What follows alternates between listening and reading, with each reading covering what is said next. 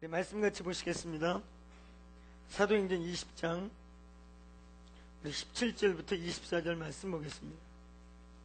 사도행전 20장 우리 17절부터 24절.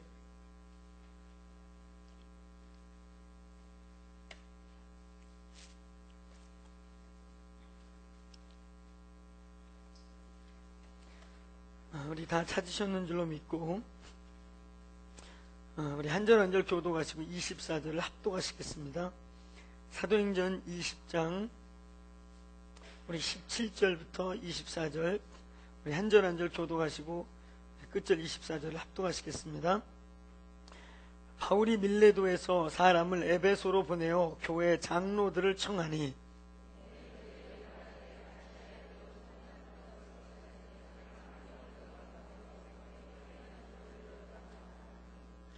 곧 모든 겸손과 눈물이며 유대인의 간계로 말미암아 당한 시험을 참고 주를 섬긴 것과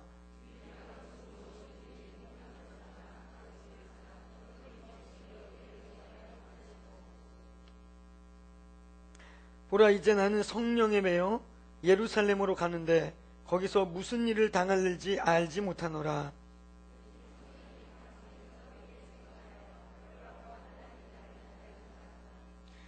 우리 24절 다 같이 내가 달려갈 길과 주 예수께 받은 사명 곧 하나님의 은혜의 복음을 증거하는 일을 마치려 하면은 나의 생명조차 조금도 귀한 것으로 여기지 아니하노라. 아멘. 우리 하나님의 나라를 이루는 요소들에 대한 제목으로 말씀 좀 나누겠습니다.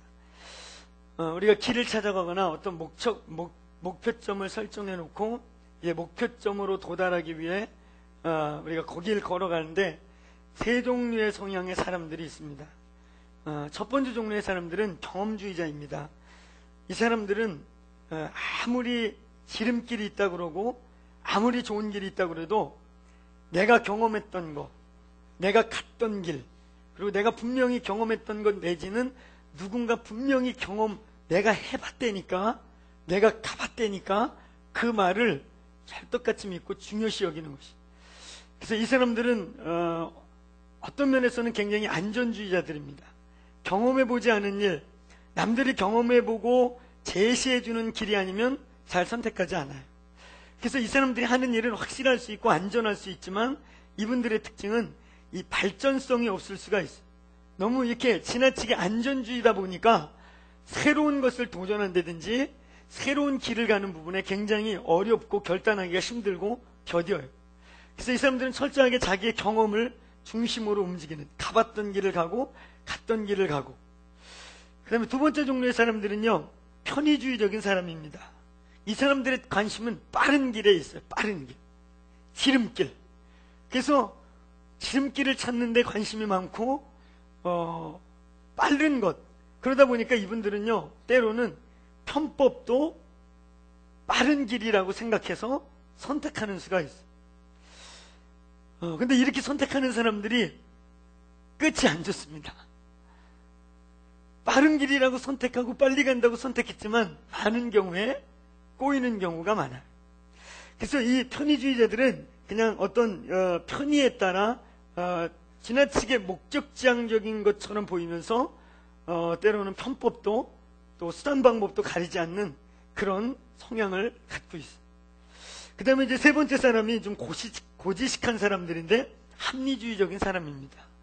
이 사람들은 지름길을 믿지 않습니다. 지름길 얘기하면 피타고라스의 정의를 들어가면서 지름길은 없다, 이렇게 반드시 믿습니다. 그래서 이 사람들은요, 아주 원칙주의적이고, 그리고 나름대로의 그런 원리와 데이터, 그런 정의들, 이런 걸 너무 믿어요. 그래서 이런 사람들은 이빨을 닦더라도 이 앞에 있는 사람들은 경험주의는 배운 대로 닦고, 그리고 그때그때 달라요. 또 편법주의를 따르는 이 편의주의자는 이빨을 닦더라도 그때그때 진짜 달라요. 그리고 어느 날은 안 닦는 수도 있습니다. 근데 이 원칙주의자는, 이 합리주의자는, 이 이상주의자는, 이론주의자는 이빨을 닦더라도 위로 10번, 밑으로 10번, 그 다음에 안쪽으로 몇 번, 그 다음에 맨 끝에 이렇게 이 치아에 정수리를 닦는 이런 순서를 철저하게 지킵니다. 이빨을 닦다가 순서가 꼬이면 처음부터 다시 닦습니다. 그럴 만큼 이분들은 원칙주의예요. 그리고 그런 원리 내지는 이런 것들을 아주 믿습니다. 우리가 하나님의 나라가 이 땅에 이루게 하는 또 하나님의 일을 이 땅에 행하는 사람들 봐도 세 종류가 있어요. 동일하게 적용됩니다. 어떤 사람은 경험주의입니다. 자기가 경험한 것, 자기의 신앙, 자기가 경험한 것 이상을 또 다른 도전이나 또 다른 하나님의 그 다음 레벨로 나아가는데 굉장히 어려움을 겪거나, 그래서 그냥 그 신앙이 어떻게 보면 꾸준해서 좋아 보이긴 하는데 10년 전이나 100년 전이나 동일하게 믿고 있는, 그래서 하나님의 넓이와 깊이와 크기와 높이에 대해서 더 나아갈 수 없는 어떤 그런 한계점을 갖게 돼요. 그 다음에 또 하나는 편리주의죠. 하나님을 믿는 일, 또 하나님의 나라를 이 땅에 이루는 일에도 왕도를 찾는 것이죠. 빠른 길, 지름길. 그래서 어떻게 하면 하나님의 나라를 한 방에 이룰 수 있는가? 우리가 이 땅에 교회에 하나님의 나라를 이루는 일에도 무엇이 가장 편리하고 빠른 길인가를 많이 찾고 적용해. 그 다음에 세 번째, 정말 이 어떤 합리주의적이고 이상주의적인 원칙주의자들은 동일하게 하나님 안에서도 그냥 어떻게 보면 참 좋은 것 같은데 말씀 그러면서 원리 원칙을 따지다 보니까 자칫 이런 분들은 율법주의적 성향에 갇혀버릴 때가 있어요. 하나님의 나라를 이 땅에 오게 하는 데에도요, 다 스타일이 있죠. 하나님의 나라가 이 땅에 빨리 오면 좋겠지요. 할렐루야. 그리고 우리 하나님의 교회가 정말 여러분들의 신앙생활이 빨리 자라갔으면 좋겠죠. 빨리 부흥이 확 왔으면 좋겠습니다. 하나님의 나라가 이 땅에 오는 일에도 왕도가 있는가? 왕도가 있을까요? 하나님 나라의 왕도가 있는가? 그냥 거침없이 빠르게, 그러면서도 원칙적이고 그러면서도 경험주의적인 빨리 이 땅에 하나님의 나라가 오게 하는 왕도가 있는가? 우리는 이 땅에 어떻게 하나님의 나라를 건설하고 진정한 의미의 하나님의 나라가 오게 하고 이 땅에 하나님의 나라가 오게 하는 일에 어떤 방법이 있는가, 또 어떤 정말 하나님의 백성들이 했던 길이 있는가를 연구해 볼 필요가 있습니다. 오늘 본문은 사도 바울 있잖아요. 에베소 부흥이라는 위대한 부흥을 이룩하고 난 다음에 이제 그 지역에 이 3년여 기간 동안의 사역을 마치고 떠나는, 이제 떠남에 있어서 에베소 교회의 장로들, 오늘날 우리가 말하는 이런 장로님들만 뜻하는 게 아니라 에베소 교회의 이제 리더들, 에베소 교회의 우리 개념으로 오늘날 치면 목사일 수도 있고 또 장로님일 수도 있고 이런 리더들을 불러놓고 고별 설교를 하고 있는 것입니다. 오늘 이 에베소 교회의 부흥은요, 사도 바울이 신약 성경 가운데 바울의 여러 전도 여행 가운데 가장 큰 사이즈의 부흥이 바로 사도행전 19장부터 시작된 에베소 지역의 부흥입니다. 사이즈도 컸고 열매도 좋았고, 또 우리가 이 신약 성경 읽다 보면 바울의 서신서가 있는데 바울의 이 12권의 책 중에 가장 깊이 있는 책이 어떤 것이냐 그러면 우리는 다 에베소서라고 말하죠. 바울의 서신서가 다 위대한 서신인데요, 바울의 서신서의 알파와 오메가, 머리와 꼬리라고 하는, 어쩌면 우리 기독교의 머리와 꼬리와 같은 아주 신학적으로 굉장히 중요한 두 서신이 있다면 하나는 로마서, 기독교의 파운데이션, 복음이 무엇인가, 과연 예수를 믿고 구원받고 구원받은 자가 어떻게 사는 것인가에 대한 기독교의 파운데이션을 말하는 것이 로마서입니다.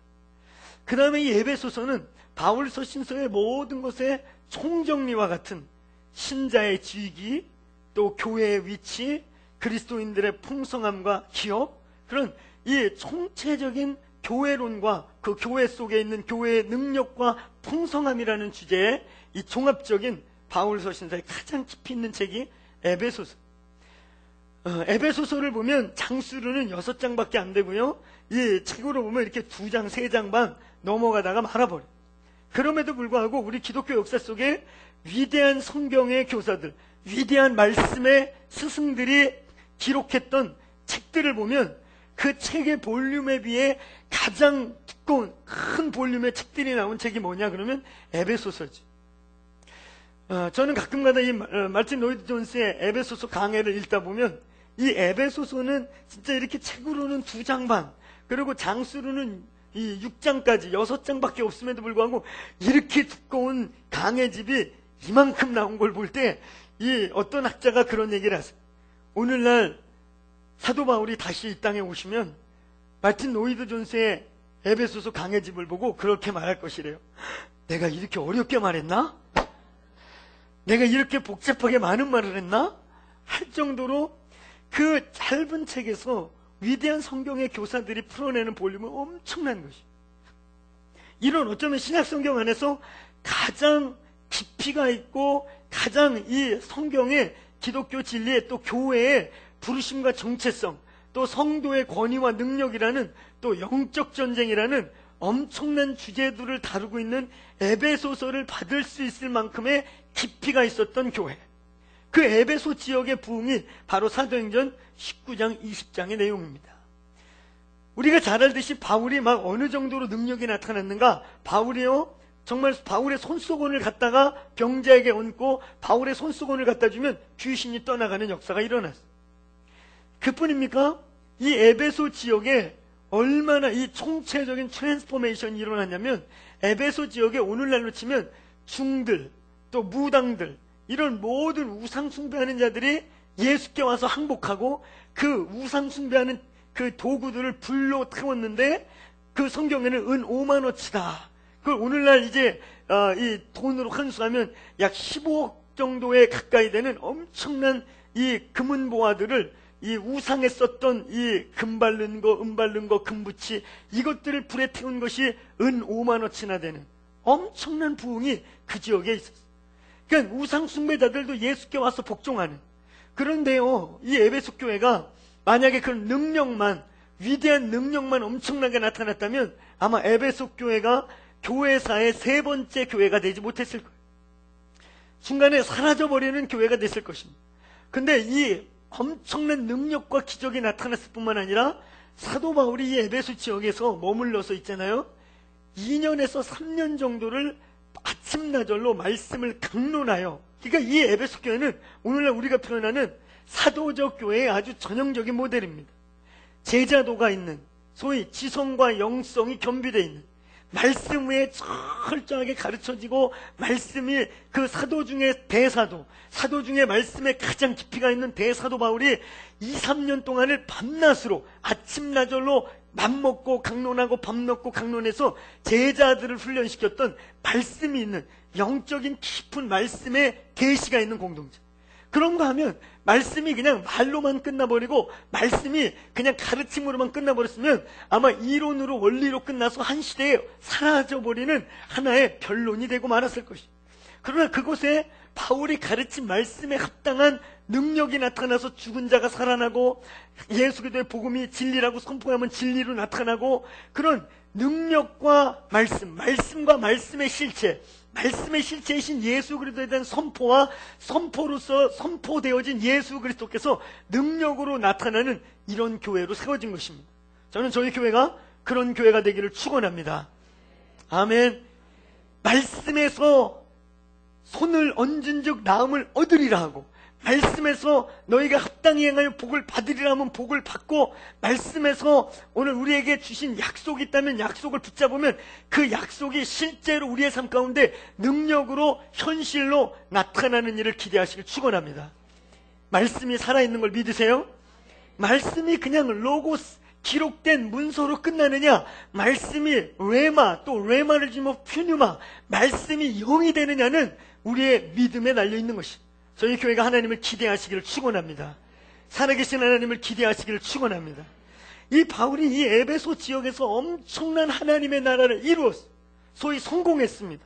바울이 떠난 이후에, 그리고 바울이 몇 년 뒤에 로마에서 목이 잘려 죽은 이후에도 이 에베소 교회는 이 이단들의 공격이 있고 혼란이 있었음에도 불구하고 끝내는 에베소 지역의 교회가 망하고, 그 다음에 안디옥 교회가 살아나서 부흥이 일어나고, 그 다음에 나중에 이제 1세기 교회가 끝나갔지만 이 에베소 지역의 부흥으로 말미암아, 에베소 교회로 말미암아 기독교 초기 3대 교회의 틀을 만들게 되는 위대한 하나님의 나라의 성공을 이루게 됩니다.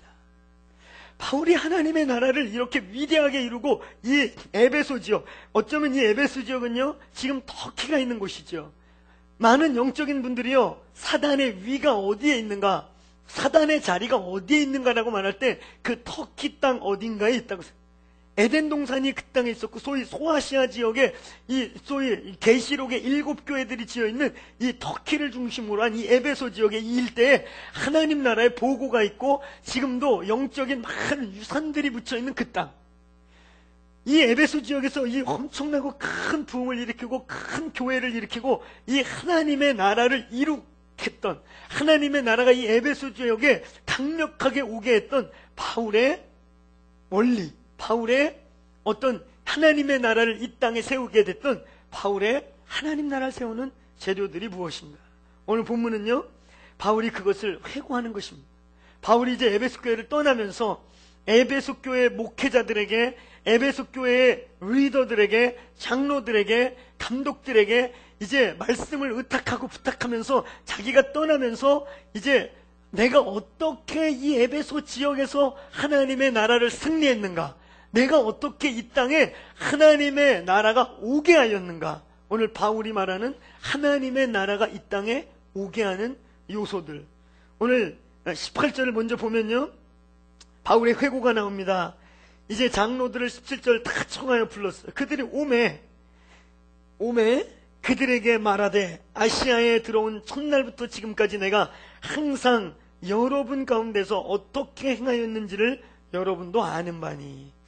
바울이요 자기가 이 에베소에 들어오면서부터 오늘 나오는 순간까지 내가 어떻게 행했는지를 그들에게 연상시키는 것이, 내가 이 에베소에 들어오면서부터 내가 어떻게 행한 것을 너희들이 아는 바다. 그러면서 바울의 행한 것을 연상시키기 시작하면서 이제 19절부터 이제 내가 어떻게 이 땅에 하나님의 나라를 이루었느냐, 내가 어떻게 이 땅에 이 에베소의 이 엄청난 부흥, 모든 우상 숭배자들이 항복하고 하나님의 위대한 능력이 막 보여지고, 그리고 결국은 그런 현상으로 끝난 게 아니라 이런 든든한 교회가 세워져서, 위대한 에베소 교회가 세워져서 내가 이제 떠나도 될 만큼 든든히 세워진 이 교회가 어떻게 세워졌는가. 이제 저희 교회가 어쩌면 이제 목사님 안식년 마치고 들어오시고 이제 본격적으로 이제 또 다른 차원의 부흥을 향해 걸어갈 것입니다. 여러분, 저는 뒤돌아 생각할수록 저희 교회에 지난 특세 기간에 3, 4월 달 안에 부흥이 있었음을 확신하고 느낍니다. 여러분 그렇게 믿으세요? 그렇게 믿으세요? 우리의 모든 예배자들의 예배가 달라졌고 예배팀이 달라졌고, 누가 느껴도, 누가, 홍 목사님께서 지난번에 5월에 오셨을 때 같이 여행하고 기도하고 하시면서 그런 말씀을 자주 던지셨어요. 어떻게 그 짧은 시간 안에 이 교회의 영적인 공기가 이렇게 바뀔 수가 있는가. 그래서 많이 연구해 보셨대요. 떼거지로, 하이웨이의 젊은이들이 떼거지로 들어와서 떼거지의 시너지인가, 박 목사의 설교인가, 아니면 우리 성도들의 기존에 쌓여있던 기도가 이제 떼거지와 만나면서 시너지로 돌파가 이루어진 것인가. 이렇게 저렇게 고민하시다가 최종적으로 결론 내리신 것은 이건 주님의 이 교회를 오랫동안 보존해오고 지금까지 지켜오시고 함께 왔던 이제 주님의 어떤 타이밍과 맞는 하나님의 주권적인 은혜다. 저도 그렇게 믿습니다. 부흥은 주님의 주권인 걸 믿으세요? 우리가 여러분 한 게 뭐가 있습니까? 어느 날 몇 분들이 중보자들이 감동받고 장로님들도 그 마음에 화답을 얻어서 우리 그냥 예전에 준비된 것도 아니고 한 열흘 전에 감동받고 그 전주에 선포하고 그 다음에 그 다음 주 월요일부터 이제 바로 시작해가지고 뭐 준비 기간이 있었던 게 아니고 그냥 사모하는 마음으로 모여서 새벽마다 기도할 때 그 둘째 주간 어느 날 수목금 그 3일 중에 하늘문이 확 열리면서 이 안에 공기가 바뀌어버린 것이에요. 할렐루야. 그때를 기억하시나요? 그때 우리 원목사님도 올라오고 예배자도 올라오고 또 기도인도 하는 분도 다 오늘 이 예배당 안에 들어왔을 때 공기가 달라졌습니다. 오늘 하나님의 새로운 임재가 오는데 이 원인이 뭘까요? 이러면서 멘트를 던지고 그때 이후부터 그냥 기름 부심이 쏟아지기 시작했던 하나님의 부흥을 기억하시나요? 오늘 여러분 그 이후에 3월, 4월이 지난 다음에 여기에 이렇게 오시게 된 여러분은요, 하나님의 주권적인 섭리, 이제 이 교회에 3, 4월 달에 1차 오픈 헤븐이 이루어지고 돌파가 이루어진 하나님의 부흥의 자력에 끌려온 분들이십니다. 할렐루야. 사실이에요. 그러면서 하나님이 우리를 이제 모으셔서 어떤 면에서 이제 본격적인 두 번째 이제 홍 목사님 모시면서 하나님의 부흥을 준비해가고 저와 여러분들 이제 1차 부흥 때 돌아오셔서 또 이렇게 모아주셔서 함께 기도하고 예배하고 있는 저와 여러분들은 이제 본격적으로 시작되게 될, 본격적으로 세워야 될 하나님의 나라의 건설, 하나님의 나라 이 땅의 도래, 하나님의 나라의 부흥을 준비하는 일에 부르심받은 일꾼들인 걸 믿기를 축원합니다. 오늘 저와 여러분에게 오늘 이 바울의 회고, 바울이 에베소 교회를 떠나면서 내가 어떻게 이 교회를 세웠는지 너희가 기억하라. 내가 어떻게 이 하나님의 나라가 여기에 오게 하였는지를 기억하라고 했던 이 오늘 본문의 메시지가 여러분의 오늘 큰 부흥을 준비하는 오늘 1부, 2부, 3부 모든 예배에 참여하고 있는 저와 여러분의 하나님이 주시는 메시지로 받기를 축원합니다. 또 이 시즌에 부르심받고 여기에 있는 저와 여러분들은요, 모두가 앞으로 이 교회를 통해 또 이 교회와 함께 한국 곳곳에서 하나님이 새 부대로 일으키고 있는 이제 새로운 교회들, 하나님의 새로운 재배치, 하나님의 새로운 교회의 정렬, 어떤 사도적 정렬 안에서의 새로운 부흥을 위하여 일꾼들로 부르심 받은 분들인 것을 믿기를 축원합니다. 아멘. 여러분의 연배가 어떠하든지 간에 오늘 주님이 주권적으로 이를 불러 이제부터 본격적으로 시작될 하나님의 나라에, 어쩌면 이것이 마지막 시즌, 하나님의 나라가 이제 얼마 남지 않은 주님의 그 추수가, 열방을 향한 선교가 이제 마무리되어 가고 있는 이쯤에 마지막 늦은 비에 성령의 비가 쏟아지는 이 부흥에 준비하는 자들이 되기를 축원합니다. 축원합니다. 오늘 그런 의미에서 이 본문은 우리에게 굉장히 중요한 교훈을 갖도록 만듭니다. 이 본문은 우리가 이 땅에 하나님의 나라를 건설하고 앞으로 이 하벨 샬롬 교회의 일꾼들로서 자라가는 저와 여러분, 또 그 이전까지 이 교회를 지켜오셨던 여러분들, 또 새롭게 하나님에 의해 보내심 받고 하나님의 부흥을 준비해야 될 저와 여러분에게 오늘 이 구절 하나하나는 굉장히 중요한 일꾼들의 메시지가 되기를 축원합니다. 오늘 하나님의 나라를 바울이 이뤘던 그 재료, 요소, 하나님의 나라가 이 땅에 오게 했던 바울의 방법론이라고 할까요? 원리라고 할까요? 바울이 고백하고 있는 승리의 비결이라고 할까요? 오늘 그것이 오늘 본문에 구절 나와 있는 것입니다. 첫 번째, 우리 19절을 같이 함께 합독하겠습니다. 19절 시작.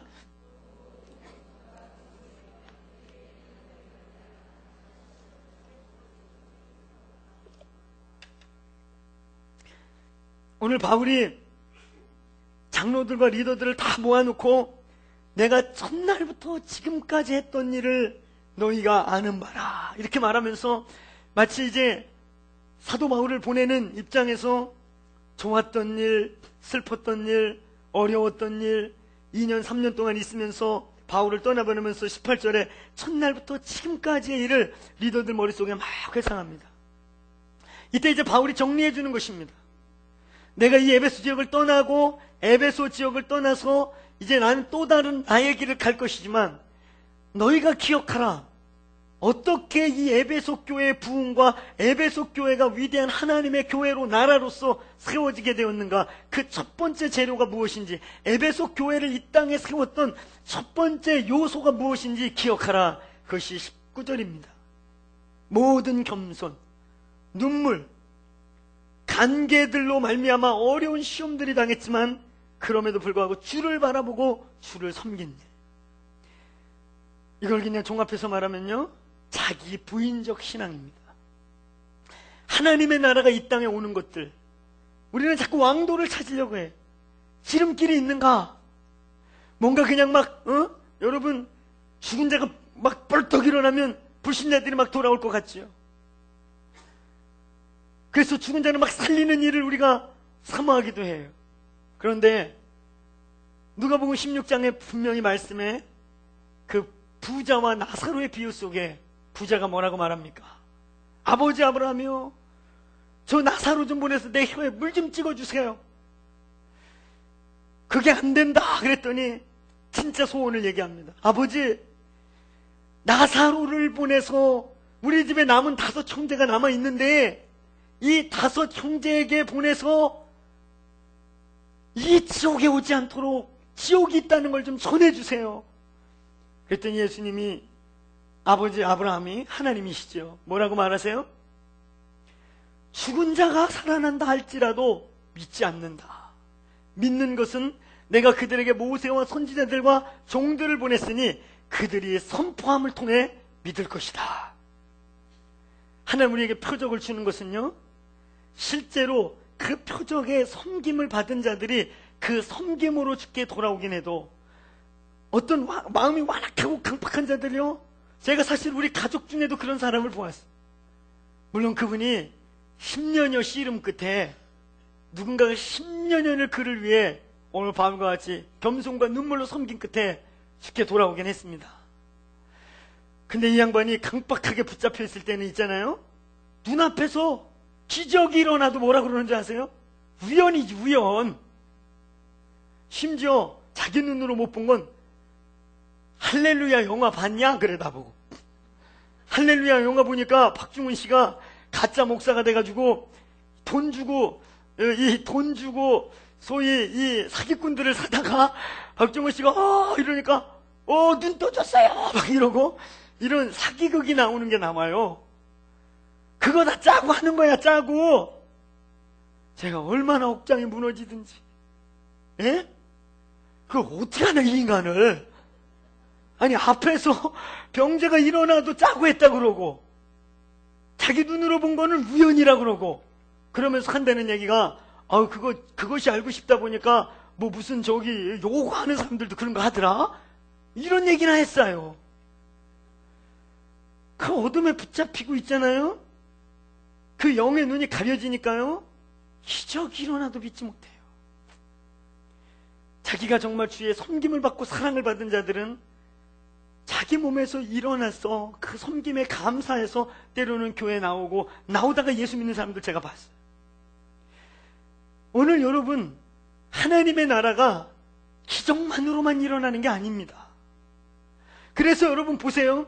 저는 이런 기름 부음심 사역을 막 강력하게 했던 교회 리더들을 제가 몇 분 알고 계신데, 한 번은 제가 어느 교회에 이름을 대면 할 만한 한국의 초기에 비니아드 무브먼트 한국에 들어왔던 리더 중에 한 분이셨던 그 교회 집회가 있어요.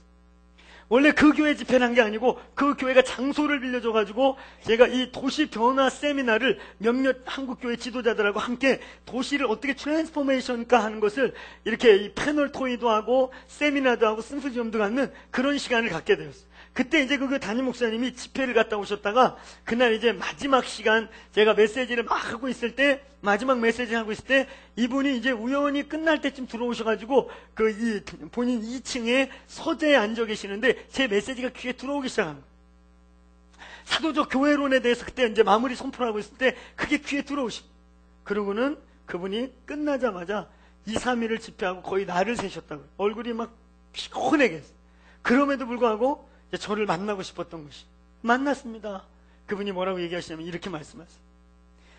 내가 집회에 가면 그냥 그분 진짜 그 교회 보니까 막 사진을 막 걸어놨더라고요.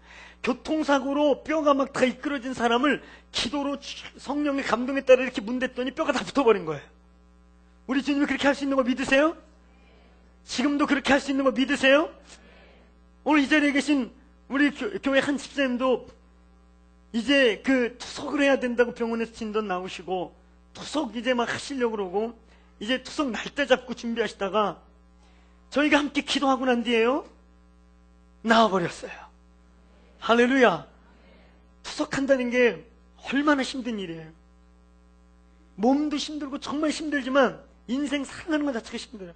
계속해서 피를 정기적으로 가르고 엄청 힘든 일이에요. 기도받고요, 나와버리셨어요. 할렐루야. 하나님 우리 가운데 치유를 행할 수 있는 걸 믿으세요? 우리를 고치고 있는 걸 믿으세요? 전 그러한 하나님의 우리를 긍휼히 여기고 우리에게 우리의 매임과 묶임과 저주를 풀어주기를 하나님이 기뻐하시는 것을 믿고, 교회는 그런 권세를 가지고 저주 아래 있는 자들을 풀어줘야 된다고 믿습니다. 할렐루야. 오늘 여러분, 그럼에도 불구하고 그분 얘기가 그것이, 그런데 왜 우리 교회는 150명을 못 넘어가는지 모르겠다. 우리 교회는 150명이 못 넘어간다. 이게 나의 딜레마입니다. 내가 나가면 막 뼈도 붓고 그 자리에서 막 병도 낫고 엄청난 어노인팅이 있는 것 같은데 왜 그럴까요? 그리고 한참 사역의 후배인 저에게 마음을 솔직하게 오픈하셨어요. 여러분, 하나님의 나라를 이루는 이 바울이요, 이 에베소 지역에 엄청난 일들이 일어났습니다. 손수건을 갖다 대면 죽은 자가 살아나고, 손수건을 그냥 바울이 환자가 너무 많으니까 가서 안수가 할 수 없으니까 바울의 손수건만 갖다 이렇게 스쳐 지나가도 병자가 낫고 죽은 자가 살아났어. 근데 오늘 바울이 이 에베소 지역의 하나님의 나라의 승리를 첫 번째로 선포할 때 내가 엄청난 기적을 행했으며 라고 말하지 않아요.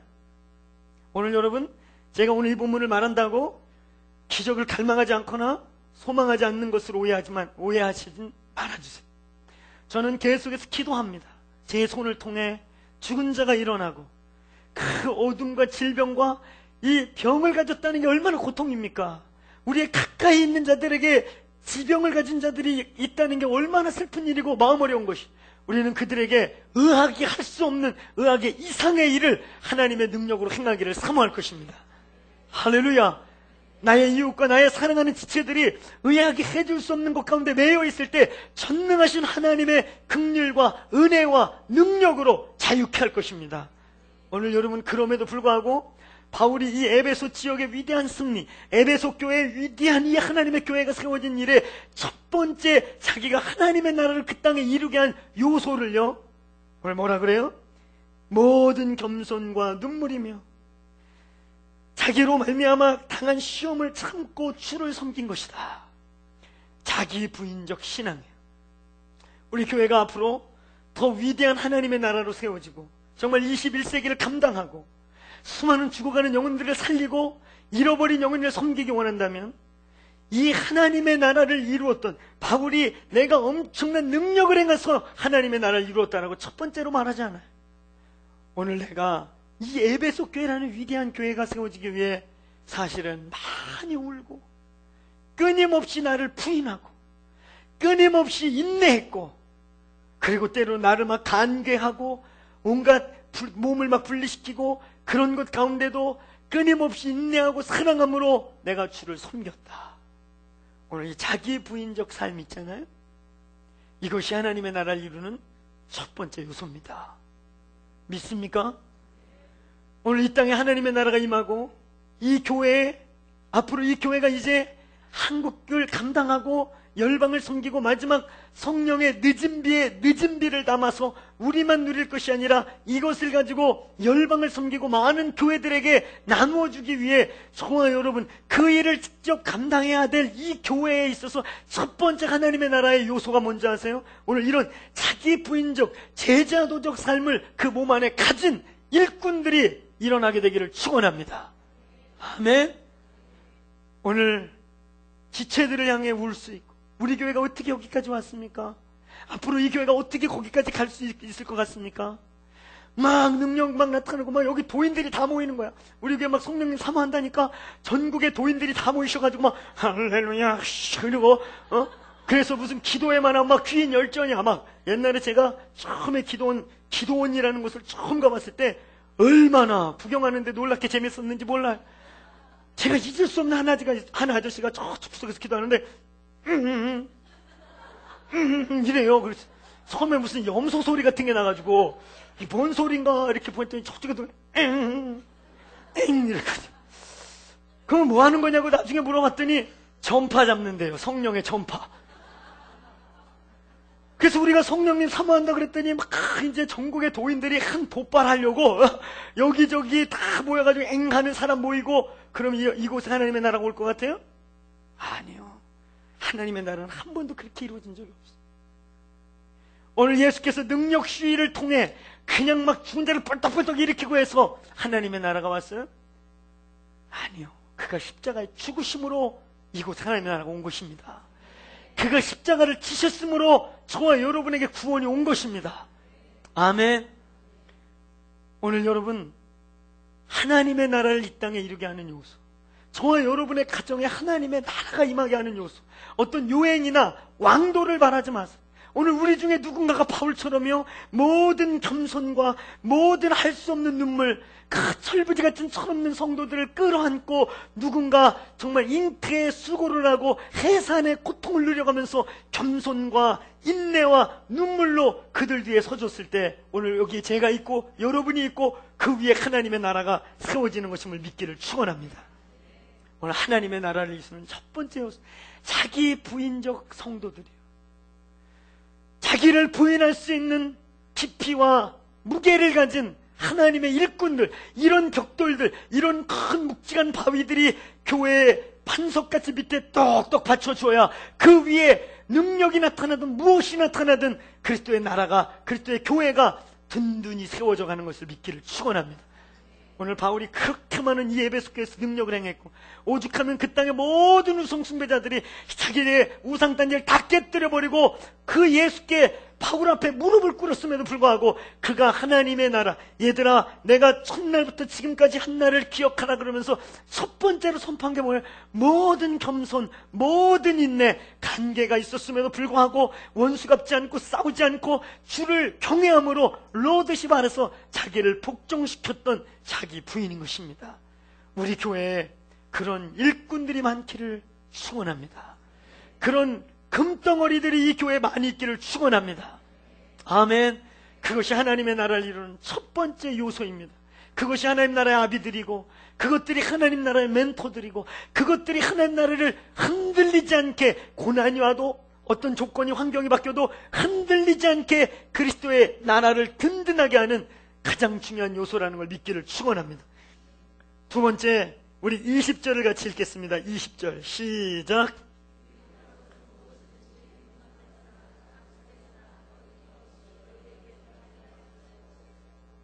아멘. 한번 따라해 보세요. 열정. 사도 바울이 엄청난 하나님의 나라를 에베소 지역뿐만 아니라 모든 땅에 이룰 수 있던 이 오늘 첫 번째 자기 부인적 삶, 제자도적 삶, 바로 그 다음에 제자도가 있지요. 율법이 사라지고 나면 제자도가 있잖아요. 오늘 열정이 사라지고 나면 율법이 되는 것이, 제자도가 너무나 중요한 것이고, 이 제자도적 삶과 오늘 제자도적 인내, 제자도적 헌신은 하나님의 나라를 이루는 첫 번째 요소이지만, 거기에 열정이 결여져 갈 때, 열정이라는 것이 사라져 갈 때 엔진이 없어져 가는 것입니다. 바울이 이런 자세, 자기를 부인하고 자기를 미랄처럼 십자가에 못 박는 이런 삶을 살았을 뿐만 아니라 바울이 하나님의 나라를 이루게 했던 또 하나의 굉장히 중요한 열정입니다. 오늘 여기 보니까 유익한 것은 무엇이든지 공중 앞에서와 각 집에서 꺼리낌 없이 여러분에게 전하였다. 유익하다 생각하는 건 하여튼 그냥 기회 될 때마다 가는 데마다 입을 열어 전했다는 것이. 할렐루야. 오늘 여러분, 제가 설교가 가끔 길어지는 이유가 열정입니다. 열정이에요. 여기 불입니다. 불. 뭔가 주고 싶은 거예요. 그러나 제가 이렇게 얘기해도, 아무리 불같은 말씀을 토해도 시간이 짧은 것보다 은혜로울 수는 없습니다 라고 여기시는 분들이 있을 것입니다. 저희 스태프들이 한번 모여가지고 제 설교에 대한 좋은 의미의 디베이트를 했대요. 그때 이 설교 좋았지, 그때 이 설교 좋았지, 내가 그 설교 듣고 그때 이 HIM에 주나임에 헌신했어. 그러다가 최종적으로 모든 분위기를 압도한 이야기가 나왔대요. 그때 엄청난 임재가 있었던 날 기억하니 그때 기억나. 그때 설교 30분이었다? 그 얘기로 모든 게 평정이 됐대요. 맞아. 우리 목사님이 짧게 할 때 가장 기름 부음이 있었던 것 같아. 우리 아내가 옆에서, 맞아, 너네들이 그걸 증거해 줘야 돼. 여러분, 나만 말 많았던 게 아니에요. 성경을 곳곳 읽다 보면 바울이 얼마나 말이 많았는지,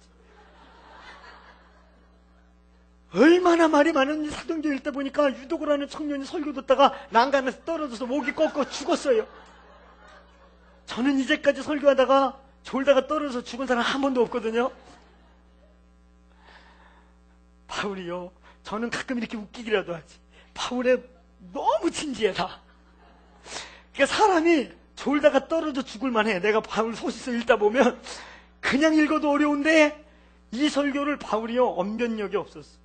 그래서 바울의 사도권을 도전한 성경을 읽다 보면 그에 대해 도전한 내용을 보면 그가 글로는 그의 글은 중다하고 깊이가 있으나 그의 말은 어눌하며 이렇게. 그러니까 어눌한 사람이 이렇게 무거운 얘기를 천천히 하나님의 나라를 이루는 뭐 이렇게 한다고 생각해 보세요. 오늘 그럼에도 불구하고 이 바울이 있잖아요. 제가 바울을 읽다 보면 야 이게 인간이냐 싶을 정도의 일화들이 나와요. 사도행전 16장 이후에 읽다 보면 유대인들이 돌을 던져가지고요 돌무더기에 묻혀버렸어요. 제자들이 다 도망가 버렸어요. 그러고 난 다음에 제자들이 바울의 시신을 찾으려고 바울의 시신을 거두러 가자 그랬는데 돌무더기 가운데 바울이 일어나 툴툴 털고 뭐라 그랬는지 아세요? 얘들아 다른 마을로 복음 전하러 가자. 내가 그 본문 읽고 이게 인간인가 이거? 열정입니다. 이 하나님의 나라에 대한 열정이요. 오늘 여러분 우리 성도들 가운데 과거에 잃어버린 열정이 있었다면 그 열정이 있었는데 어떤 이유에서든 열정이 꺾였다면 회복하십시오. 당신이 아무리 좋은 의도를 가지고 있고 당신이 아무리 식구들과 같이 모든 겸손과 이걸 하고 있다 할지라도 그것에 열정이라는 하나님에 대한 열정이라는 말 속에 뭐가 나오면 사랑이 없이는 열정이 나올 수가 없는 종교냐 열정이냐 종교냐 충성이냐 진정한 하나님께 대한 헌신이냐 경계가 뭔지 아세요? 사랑입니다. 모든 열정은 충성은 사랑으로부터 오는 거예요. 하나님을 뜨겁게 사랑하는 사람 한 영혼 한 영혼을 뜨겁게 사랑하는 사랑이 오늘 우리를 열정 있게 하는 것입니다. 아멘. 열정이 회복되기를 축원합니다. 제가 지난주 룻기서 마무리하면서 룻기서의 17장 4장 17절 그 누인 모든 소망을 잃어버렸던 룻이 이제 이 나오미가 룻으로부터 받은 아기를 안으면서 그 본문은 뭐라 그래요? 나오미가 아들을 낳았다. 모든 소망이 끊어진 것 같음에도 불구하고 룻기서는 뭐라 그래요? 마지막 소망의 메시지로 끝나는 것이지요. 제가 지난주에 우리에게 선포했습니다. 이 교회에 소망 없는 자들 한 사람도 꿈과 비전이 없는 자가 없기를 축원합니다. 동일한 말씀입니다. 열정 없는 성도가 없기를 축원합니다. 여러분의 얼굴빛을 좀 열정 있게 바꿔보세요. 할렐루야. 아멘. 나는 열정 있게 증거하는데 이러면 저는 막 설교가 길어지는 이유가 당신 때문입니다. 그 얼굴을 보면서 주님 저 영혼에 저 잠든 것 같은 저 얼굴에 생명을 주세요. 그래서 될 때까지 가는 것입니다. 오늘 여러분 열정을 회복하세요. 이 교회에 주신 비전과 함께 열정을 회복하세요. 어떤 형태든지 열정을 잃어버리는 것은 주님으로부터 오는 게 아닙니다. 왜 사람에게 병이 들어오는지 아세요? 왜 우리에게 병이 왔는데 병으로 죽게 되는 줄 아세요? 열정을 잃어버리면 죽습니다. 오늘 여러분 우리 안에 질병이 찾아온다 할지라도 뭐가 온다 할지라도 하나님으로부터 오는 열정이 있으면요 그 사람 죽지 않아요. 할렐루야. 열정을 회복하시길 축원합니다. 사도 바울의 위대한 원동력은 열정입니다. 내가 유익한 것은 무엇이든지 공중 앞에서나 집에서나 어떤 때 집에 와서 쉬라고 모셔다 놨는데 그 자리에서 앉혀놓고 또 전하는 거예요. 이거 유익한 거야. 이 말씀을 알아야 돼. 그러면서 짬만 열리면 입을 열어 복음을 증거했더니 바울의 열정이 저와 여러분들에게 부어지기를 축원합니다. 세 번째, 오늘 그 다음 절 같이 읽겠습니다. 우리 21절 다 같이 시작.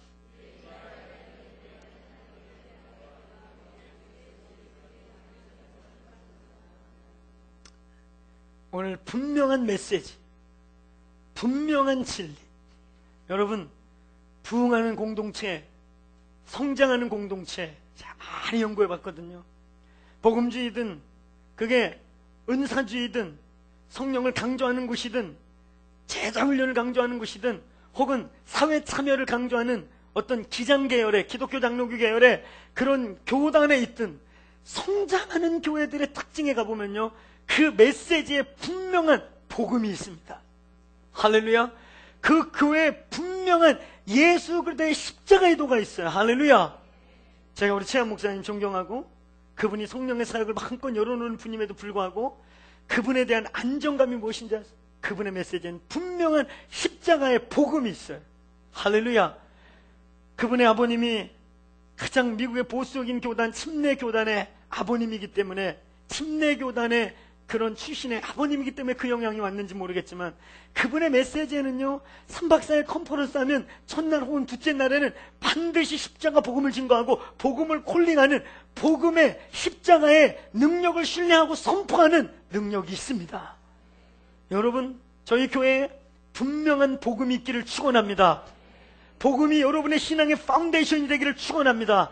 이 십자가의 구원, 십자가의 복음, 내가 어떻게 구원을 받고 어떻게 하나님의 나라에 임하고 내가 어떻게 하나님의 의인이 되었는가, 그리고 이 십자가로부터 오늘 모든 저주가 어떻게 끊어졌는가, 분명한 예수 그리스도에 대한 복음에 대한 메시지가 있기를 축원합니다. 아멘.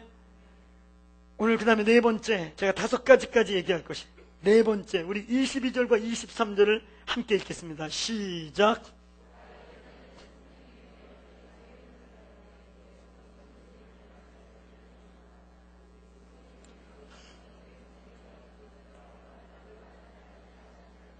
아멘. 오늘 여기 보니까 이제 바울이 떠나는 이유를 얘기합니다. 내가 떠나는 이유는, 보라, 이제 나는 성령에 매여. 성령에 매여. 한번 따라해보세요. 깊이 있는 자기 부인. 깊이 있는 자기 부인. 오늘 이 진정한 깊이 있는 자기 부인이 사도 바울이 하나님의 나라가 이 땅에 오게 하는 중요한 열쇠 중에 하나입니다. 우리 앞에 모든 겸손과 눈물과 유대인의 간계로 말미암아 당한 시험을 참고 주를 섬겨. 이것은요, 성령의 사람이 아닌, 영의 사람이 아닌 휴머니티들도 이거 비슷하게 할 수가 있어요. 정말 이 가끔가다 우리 언론에 공개되는 어떤 이런 크리스찬이 아님에도 불구하고 가난한 자들을 섬기며 공동체를 꾸려가는 그런 아주 소수의 이방인들의 이 오픈된 모습들을 보게 될 때 오늘 이런 내용들이 있어요. 근데 그들과 우리가 다른 깊이 있는 자기 부인, 또 다른 차원의 진정한 사도 바울이 에베소 부흥을 봤을 뿐만 아니라 이제 에베소에 얼마나 큰 일을 이뤘어. 여기 그냥 눌러 앉아가지고 허위호식하면서 그냥 주의 종 대접받으면서 능력 있는 사람 취급받으면서 이 자리에 눌러 앉아 있음에도 불구하고 이 바울이요, 결국은 이 자리를 또 떠나고 가는 곳마다 떠나면서 결국은 그 바울의 비전, 내가 땅끝까지 가겠다, 내가 서머나까지 갈 것이다. 그 당시에 땅국 스페인, 그 당시에 이 세계관에서는 이 스페인이 바다 바뀌기 때문에 거기가 땅끝이라고 생각했어. 나는 로마를 지나 서머나까지 갈 것이다, 땅끝까지 갈 것이다. 이 비전을 갖고 그때 성령의 인도를 받는 것이요. 성령의 인도 받는다는 게 뭔지 아세요? 왜 우리는 깊이 있는 성령의 인도함이 잘 안 되는 줄 아세요? 왜 우리는 하나님의 음성과 하나님과 우리가 깊이 있고 친밀하게 깊이 있는 동행이 잘 안 이루어지는 줄 아세요? 하나님의 음성을 듣는 것은요, 원래 자기 부인에서부터 오는 것이에요. 믿으세요? 우리는 하나님의 음성을 듣는 것을 우리의 어떤 문제를 해결하거나 어떤 뭔가를 이렇게 마치 우리의 삶의 어떤 니드 차원에서, 필요 차원에서 뭔가를 선택해야 될 때 정말 손해보지 않기 위해 주님 어떻게 해야 내가 더 좋은 것을 택합니까? 늘 이런 측면에서의 하나님의 음성 듣기 및 하나님께 대한 접근, 그러니까 우리는 그런 차원에서밖에 하나님을 경험할 수 없어요. 깊이 있는 자기 부인은요, 진정한 성령의 음성을 듣는 자들의 라이프 스타일입니다. 믿으세요? 성공적이어 보이고 여기 안주하고 싶고 모든 것이 그곳에 다 갖춰진 것 같음에도, 떠날 이유가 없는 것 같음에도 불구하고 성령이 말씀하심으로 심령의 매임을 받아 움직일 수 있는 사람, 성령의 사람들이 되길 축원합니다. 아멘. 주의 음성이 들려오기를 축원합니다. 할렐루야. 우리의 삶에 왜 기적이 없습니까? 왜 우리의 삶이 어제나 오늘이나 동일합니까? 여러분, 제가 이런 말하면 기분 나쁠지 모르는데요, 여러분, 재작년에 1년을 뒤돌아보세요. 작년하고 거의 비슷했죠? 올해 이제 중반 넘어가죠? 작년하고 올해하고 비교해보세요. 뭐 달라진 거 있나요? 거의 비슷하죠? 네, 내년에도 똑같을 거예요. 뭐 별일 있겠습니까? 오늘 우리 교회로 요 시즌에 부르심 받은 분들 큰 별일이 일어난 것입니다. 할렐루야. 뭔 별일이 있겠어요? 왜 우리의 생애에 깊이 있는 별일이 일어나지 않는가? 왜 우리의 생애에 기적이 없는가? 왜 우리의 삶에 그런 하나님으로부터 오는 익사이팅이 없는가? 우리 안에 깊이 있는 하나님의 음성을 듣는 법, 깊이 있게 주님을, 자기를 부인하고 주님을 따르는 것에 대한 우리의 마음의 자세, 우리 내적 자세가 연약하기 때문입니다. 오늘 여러분, 성령님이 말씀하시면 순종하겠습니까? 순종하겠어요? 그거 아세요? 우리 성령님이 얼마나 용하신 분인 거? 여러분이 할 거 안 할 거 다 하세요. 제가 성령님 만나고 있잖아요. 제가 94년도에 성령님 만났다고 자주 그런 얘기 하잖아요. 제가 성령님 만나고 성품이 바뀌었어요. 정말이에요. 성령님 만나고 내가 극적으로 변하기 시작했어요. 저는 94년도 전에 86년도에 이미 방언 체험을 했습니다. 꼬꼬꼬로부터 시작해갖고 꼬뚜루빠빠 기리니끼니 많은 방언을 바꿔가면서 아주 방언을 많이 했어요. 그런데 성령님 그때 잘 몰랐어요. 94년도 어느 날 성령님이요, 야, 나 성령이야, 나 성령이라고. 그래서 그날 갈릴리 바닷가를 건너왔던 예수 그리스도를 알았던 것처럼요, 예수께서 그토록 얘기했던 내가 너희에게 또 다른 보혜사, 또 다른 돕는 자를 보내고 싶다, 그 어너더 헬퍼를 그날 만났어요. 할렐루야.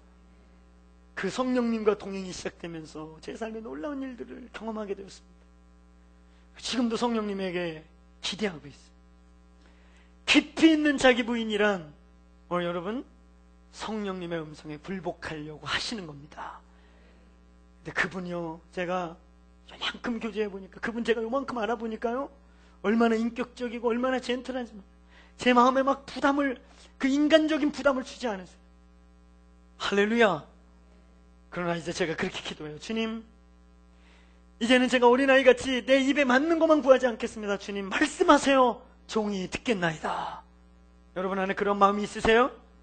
한 번만 더 따라해보세요. 깊이 있는 자기 부인.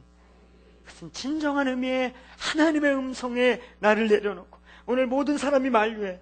오늘 이 본문을 보면요, 이 20장, 21장 보면 바울이 지금 에베소 교회 떠난다고 그랬더니 막 나와가지고 울고 짜고 잡아 당기고 선지자들이 환상 봤다고, 내가 환상을 보니까 네가 묶이더라, 끌려가다, 너 거기 가면 죽어, 안 돼, 잡아 당기고 난리가 났어. 바울이 마음 막 괴로워지는 거야. 안 그래도 참 마음이 어려운데, 사랑하는 지체들과 떠나고 미지의 땅으로 가는 것이 쉬운 게 아닌데 자꾸 와서 울고 짜고 막 말리고 하니까 바울이, 부형들아 어찌하여 내 마음을 이렇게 어렵게 하느냐.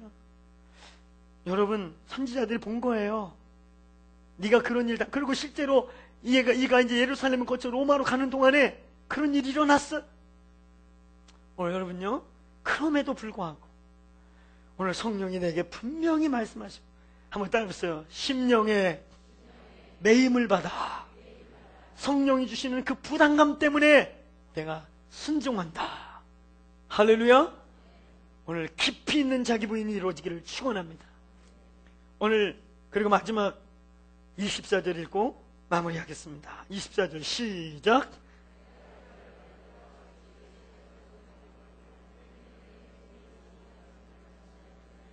나의 생명을 조금도 귀한 것으로 여기지 아니하노라. 사명입니다. 사명. 부르심이 있는가? 여러분, 우리는 재밌게 이런 얘기를 해요. 여러분, 먹기 위해 사세요? 살기 위해 먹으세요? 똑같은 말인 것 같지만 아주 극단적으로 달라집니다. 여러분, 살기 위해 먹으세요? 먹기 위해 사세요? 참으로 심오한 말 같아요. 살기 위해 먹는다. 이건 목적이 있기 때문에 먹는다는 것입니다. 먹기 위해 산다. 이 사람의 생애 목적은 먹는 것입니다. 근데 여기 있는 사람 대놓고 먹기 위해 사는 사람 손 들어보세요. 아무도 없을 것이. 근데 우리의 삶이 있잖아요. 잘 보세요. 왜 우리 고등학교 때 열심히 공부했어요? 좋은 대학 가려고. 좋은 대학은 왜 가려고 그래요? 좋은 직장을 잡으려고. 좋은 직장은 왜 잡으려고 그래요? 젊어서 20, 30년 고생하고 나머지 20, 30년 편하게 살려고. 결국은 먹기 위해 사는 겁니다. 여러분, 먹기 위해 살고 있는 것일 수도 있습니다. 사명이 없는 인생이요, 부르심이 없는 인생이요, 주님과 아이 컨택 되지 않은, 주님의 눈과 내 눈이 맞아서 내가 주님을 따라가기 위한 내 삶의 방향성과 부르심, 콜링이 없는 인생이요, 나도 모르게 결국은 멋있게 포장하고 멋있게 꾸며서 멋있게 철학을 말해가지고 그럴싸하게 얘기해가지고 멋있게 그렇게 사는 것 같지만 결국은 먹기 위해 살고 있고, 두고두고 먹고 안전하게 먹으려고 쌓아놓고 먹고 쟁여놓고 먹고 숨겨놓고 먹을 뿐입니다. 오늘 여러분, 하나님의 나라를 이루는 이 5가지 요소를 기억하십시오. 사도 바울이 그 위대한 하나님의 나라가 이 땅에 세워지고 이 에베소 교회라는 엄청난 하나님의 부흥이 일어나는데, 그의 첫 번째 자기 부인, 두 번째 열정, 세 번째 뭡니까? 뭐예요? 분명한 메시지. 이걸 잊지 마세요. 저희 교회가 성령님을 사모하고 기도를 강조한다고 그래서 혹 파운데이션이 없는 것처럼 오해해서는 안 돼. 저는 정기적으로, 제가 설교할 기회가 오게 되면 정기적으로 복음을 선포할 것입니다. 십자가의 복음, 이 신디기의 복음, 이 복음의 능력, 총체적인 복음, 구원에서부터 하나님의 나라 임재까지 들어가는 복음을 선포할 것이에요. 복음이 있는 성도들 되기를 축원합니다. 뿌리가 없는 성도가 되지 않기를 축원합니다. 네 번째 뭡니까? 네, 깊이 있는 자기, 거기서 능력이 나오는 것이. 여러분, 우발적으로 순간적으로 기적을 우리가 일으킬 수는 있어요. 그러나 기적의 사역자가 되고 가는 곳마다 기적과 능력을 믿음으로 행할 수 있는, 그냥 당연히 기적이 일어나는 것을 믿고 행하는 기적의 종들은 성령께 깊이 있는 자기 부인이 이루어진 사람입니다. 그럼 그들은 기적의 삶을 행해도요, 인생의 말로가 어렵지 않아요. 영광스럽게 십자가로 마무리합니다. 깊이 있는 자기 부인이 이루어지기를 축원합니다. 끝으로 오늘 사명을 회복하시길 축원합니다. 사명을 회복하시기를 축원합니다. 사명 있는 인생 되기를 축원합니다. 비전이 있는 인생 되기를 축원합니다. 오늘 내 안에 사명을 잃어버렸다면, 열정을 잃어버렸다면 찾으세요. 오늘 여러분이 아무리 좋은 직장, 그 직장을 위해 그 자리에 앉아서 거기 눌러 앉으려고 그럼 이렇게 열심히 달려온 것이에요? 그럼 앞으로 루즈에서 어떻게 살아갈 것이에요? 왜 많은 사람들이 고지에 올라가서 미끄러지는 짓을 할까?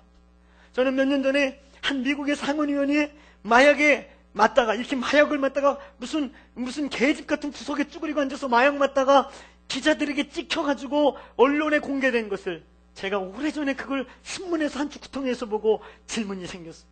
아니, 이 사람이 미국의 상원의원이면 군소국가 대통령 이상의 권세를 갖고 뭐가 부려울까? 돈이 없을까? 명예가 없을까? 뭘 못 이뤄서 마약을 맞다 이제까지 쌓아놓은 인생이 이렇게 미끄러지면서 캐리어를 다 무너뜨리고 이렇게 망하는가?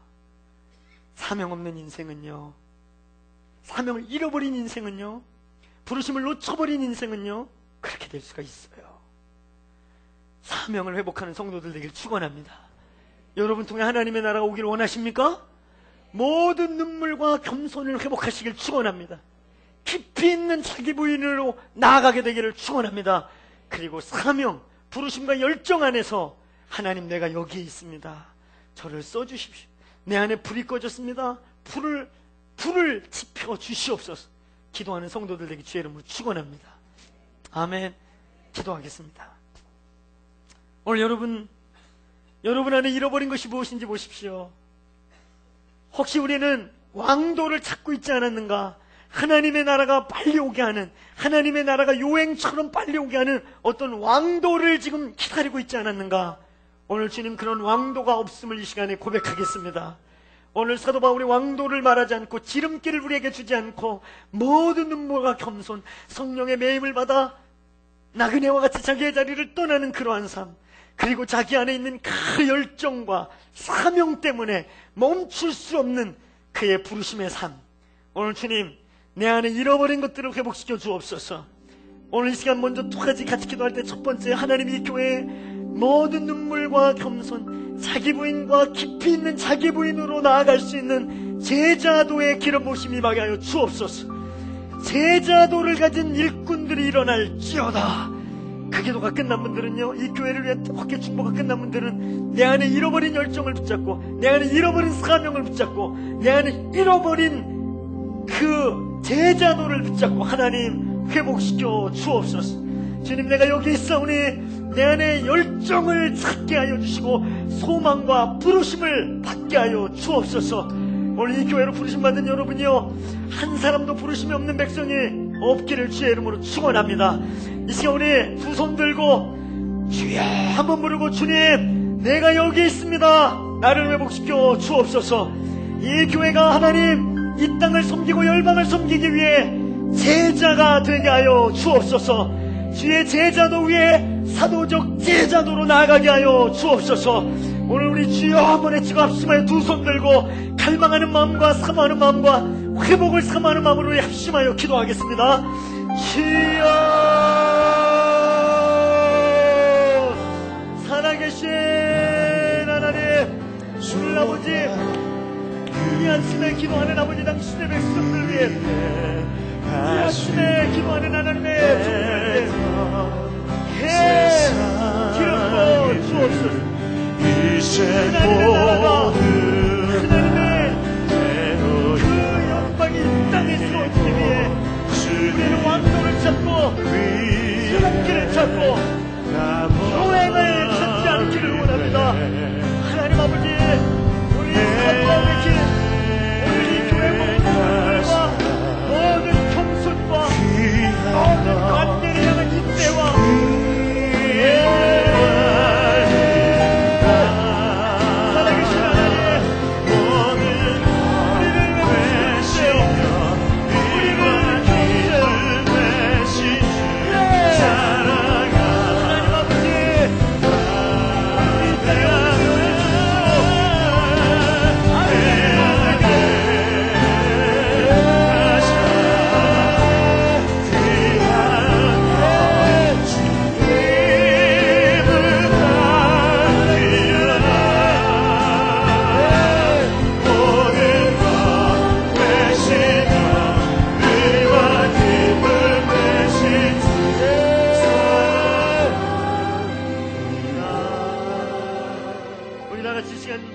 자리에서 일어나셔서 하나님 앞에 한 가지만 더 기도하겠습니다. 하나님, 이 교회가 이 땅에 하나님의 나라를 세우기 위해 십자가의 정신이 우리 가운데 부어지기를 원합니다.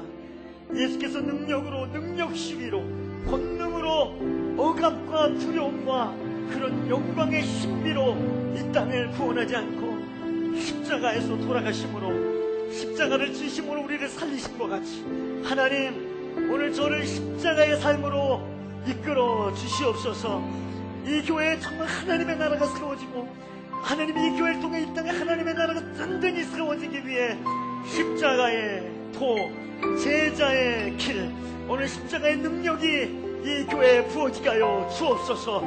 오늘 두 손 들고 다시 한번 주여 외치고 기도할 때, 주여, 십자가의 진정한 능력, 십자가의 모든 세상을 구원한 그 비결의 능력, 그 십자가로 승리하는 비결의 능력이 내 머리에서 발끝까지 부어지게 하여 주옵소서. 주여, 하나님의 나라를 이루었던 십자가, 오늘 이 다섯 가지 그 십자가 안에 들어있는 이 원리, 십자가의 도의 능력이 회복될지어다. 오늘 우리 두 손 들고 주여 한번 외치고 십자가의 도의 능력이 회복될지어다 기도하겠습니다. 십자가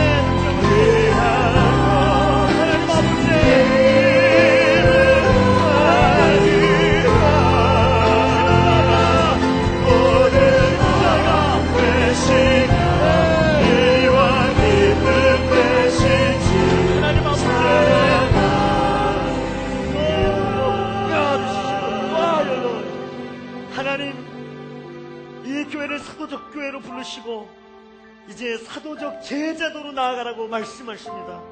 오늘 아버지 이 땅에 하나님의 나라를 이루기 위해 오늘 사도 중에 사도, 예수의 제자 중에 제자였던 바울의 고백을 우리의 가슴 속에 담습니다.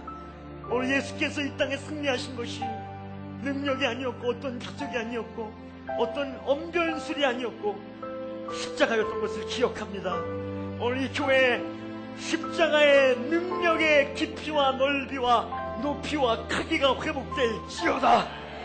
모든 눈물과 겸손, 단계를 위한 인내함으로 영적 아이들을 낳고 하나님의 나라를 해산해내는 어미와 아비들과 이 교회가 그러한 교회가 되게 하여 주옵소서.